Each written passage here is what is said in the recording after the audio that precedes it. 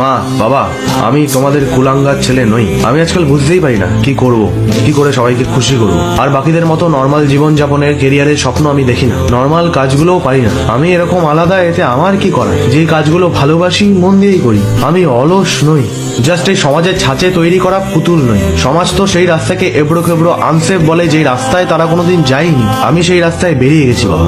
একদিন আমি সব বদলে দেবো। সেই বেটার ফিউচারে আমি শুধু নিজেকে কল্পনা করি না, তোমাদেরও করি। তোমাদের কিছু বুঝিয়ে বলতে গেলে তোমরা সবার প্রথমে আমার ওপরেই চড়াও হও। পাড়ার ইভেন পৃথিবীর প্রত্যেকে ঠিক, শুধু আমি ভুল তোমাদের কাছে।